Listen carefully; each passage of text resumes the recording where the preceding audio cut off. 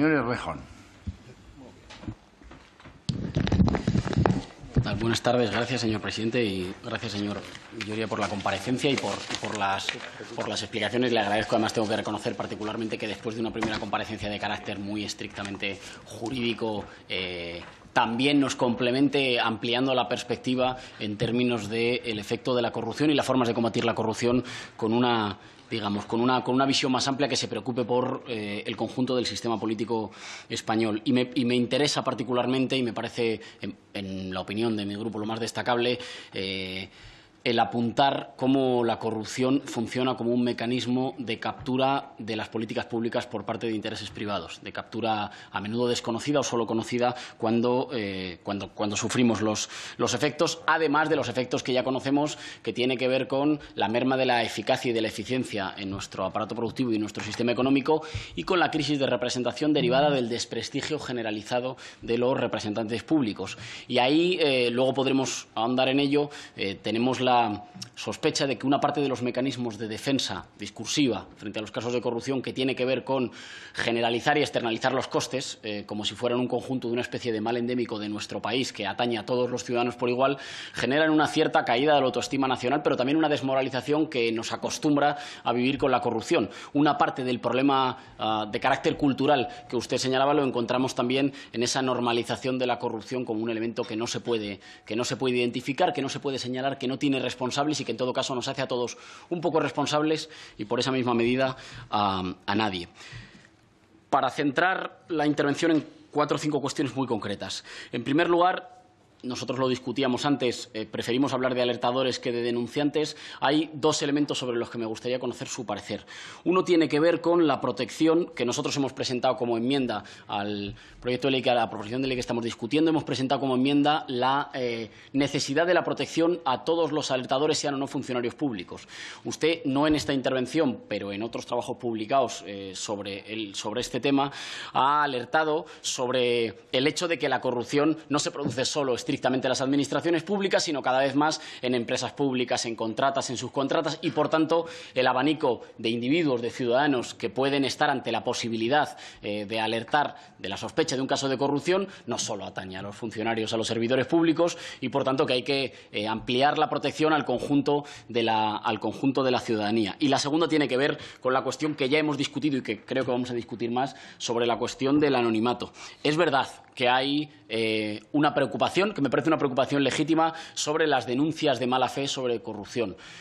Yo querría traer otra preocupación, y es la preocupación de la ley del miedo y de la ley del silencio. Y hemos conocido casos muy concretos. Comparecerá ante esta comisión el teniente Segura. Hemos conocido el caso, por ejemplo, el más conocido, de Ana Garrido, funcionaria del Ayuntamiento de Boadilla. Denuncia una parte de la trama Gürtel y sufre amenazas, intimidaciones, toda una campaña de acoso, que es lo que ha generalizado, en nuestra opinión, una cierta cultura del no te metas en líos. Todo el mundo sabe que en entornos cercanos pasan cosas que deberían ser denunciadas, pero no te metas en líos, porque hay un escarmiento no reconocido sobre aquellos que pueden en un momento dado alertar o denunciar. La segunda cuestión es la cuestión relativa, que nos parece crucial, sobre los lobbies, sobre el funcionamiento de los lobbies. Me parece pertinente que usted señale, además, que para el funcionamiento de nuestro sistema político la importancia de los lobbies no está solo en la presión sobre el legislativo, sino también sobre el ejecutivo, que es el que tiene una buena parte de la iniciativa legislativa en nuestro sistema político. Pero en lo que atañe al legislativo, creo que necesitamos una discusión sobre en qué medida la actuación de los lobbies, que puede ser más o menos legítima, escapa sistemáticamente a la rendición de cuentas. Normalmente, en ciencia política entendemos la rendición de cuentas, la vertical. Seguramente el partido del Gobierno es la que alude siempre. Si yo gano elecciones hoy, los ciudadanos me absuelven de la corrupción, y la vertical vemos que no es suficiente para sancionar los casos de corrupción. La horizontal, que tiene que ver con el equilibrio entre poderes, pero a nuestro entender nos gustaría preguntarle qué medidas pueden ser incluidas para incluir en la accountability o en la rendición de cuentas también la actuación de los poderes económicos que están no sometidos a ningún tipo de control. Está bien exigir la rendición de cuentas para los cargos públicos y para las autoridades políticas. Sin embargo, nos parece que estamos fijando la lupa en una parte del problema, dejándonos fuera la parte mayor del problema. ¿Y cuál es la parte mayor? Pues la parte mayor es que una cierta evolución hacia la financiarización y hacia el peso de la economía especulativa en nuestros países ha concentrado enormemente la capacidad de influencia y la capacidad de poder en algunos poderes no sometidos a control ninguno. Como ejemplo citaré solo dos. Puede que el extremo poder de estos sectores se haya plasmado después en que tengamos, por ejemplo, una legislación que favorezca sistemáticamente un oligopolio eléctrico más caro y más ineficaz comparado con todos los países de nuestro entorno. Puede que se deba a la especial fuerza que no deriva de ninguna legitimidad democrática de ese sector para capturar las políticas públicas o, por ejemplo, que se den por perdidos 42.000 millones de euros de toda la ciudadanía en el rescate bancario. Quizá hay alguna relación entre que el conjunto de los españoles pierdan 42.000 millones de euros y la especial capacidad de presión o de influencia que el sector de la banca tiene sobre la actividad política y sobre la actividad legislativa.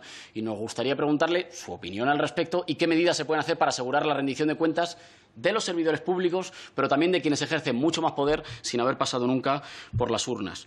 Con respecto a la cuestión de las puertas giratorias, compartimos la prevención de que no se le puede prohibir a alguien dejar de trabajar o volver a trabajar en el ámbito en el que es profesional, faltaría más.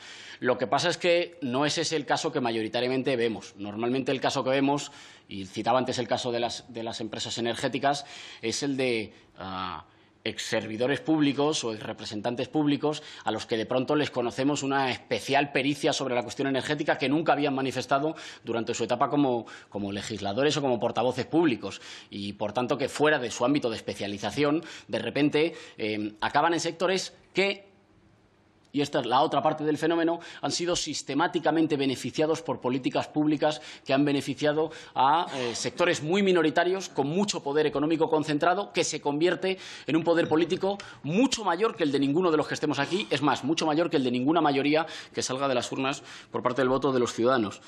Y ahí la pregunta es ¿qué tipo de medidas, en perspectiva comparada, en los países de nuestro entorno se adoptan para una legislación más estricta con respecto al fenómeno de las puertas giratorias en lo que tiene que ver con las incompatibilidades y con los años de duración, salvaguardando obviamente el derecho de cada uno a volver a su especialidad o a su puesto de trabajo, pero evitando un mecanismo que a ojos de muchos ciudadanos, desde luego a ojos nuestros, se ha convertido en el mecanismo con el cual se recompensa la apuesta de las políticas públicas que deberían ir encaminadas a perseguir el interés general para los beneficios de estos sectores económicos concentrados con mucha capacidad de capturar esas políticas públicas. Y dos elementos, o un último elemento. El elemento que tiene que ver, que me parece fundamental, que usted lo ha señalado de pasada, y es muy poco discutido en la agenda política y mediática, a pesar de las toneladas de evidencia empírica que hay en los estudios al respecto, que es la estrecha relación entre desigualdad social y política y corrupción.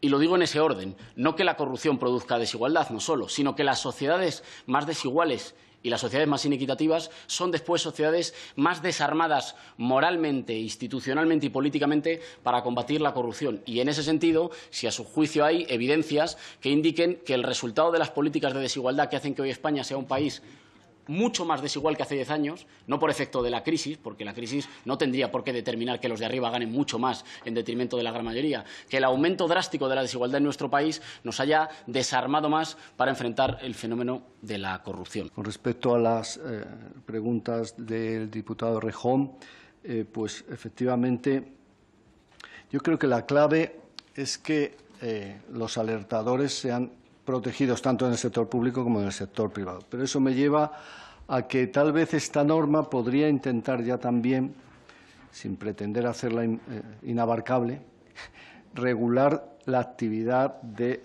regular o recoger las obligaciones de compliance de las empresas, incorporar de alguna forma la normativa europea, que ya en este sentido nos viene a insistir en que las empresas deben tener toda una serie de compromisos y de disposiciones en materia de lucha contra la corrupción y de protección de la actividad ética, desde los códigos éticos a la protección de los denunciantes internos, etcétera.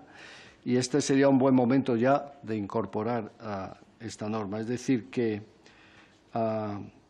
con la regulación del compliance, no solo desde la perspectiva penal, que de alguna forma ya todas las empresas se están moviendo para evitar caer en la responsabilidad criminal por delitos de corrupción. Las empresas se están moviendo, pero yo creo que la norma podría ya establecer toda una serie de requisitos que ayudarían a que hubiera esa integralidad que se busca. Con respecto a los lobbies en general, es cierto que es muy difícil controlar eso que llamamos los poderes económicos, porque el sistema en general es un sistema abierto y nuestros sistemas abiertos pues son difíciles de controlar, sobre todo en un mundo de una economía globalizada, ¿no?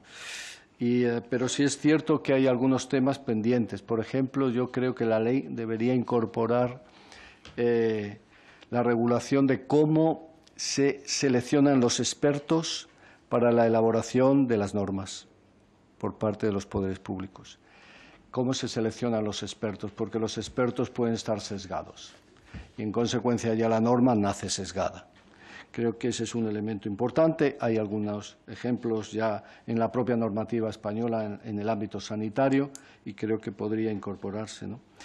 En fin, no sé, evitar las puertas giratorias en toda su dimensión. Algunos países establecen 3 años, algunos 5. Realmente la clave fundamental está en que, por una parte, a través de la normativa de compliance, por otra parte, a través de la normativa de puertas giratorias y de control de los conflictos de interés, se puedan establecer sinergias. Aún así, siempre es discutible que alguien a los 6 años, si ha sido presidente del Gobierno, pues le quiera contratar todo el mundo, ¿no? Y eso es muy complicado, muy difícil de evitar, ¿no? Pero yo creo que algunos elementos de esto se pueden introducir. Y finalmente es cierto que los estudios sobre los efectos de la desigualdad, sobre todo de la alta desigualdad, porque la igualdad absoluta no existe y la igualdad económica absoluta pues tampoco, ¿no? Pero la desigualdad muy elevada sí produce efectos sobre capital social, sobre desconfianza intersubjetiva, desconfianza en las instituciones. Sabemos también los efectos que produce la alta desigualdad sobre apatía política. En consecuencia, al final, cuando hay alta desigualdad, las personas tienden a desconfiar que las instituciones les vayan a tratar igual a ellos que a los más poderosos, con lo cual se produce siempre una desconfianza muy fuerte, una falta de implicación y una visión muy cínica del poder y de las instituciones. Los estudios demuestran que cuando la desigualdad es muy alta, las posibilidades de corrupción son muy altas, ¿no? Y sobre todo del clientelismo en su sentido más tradicional.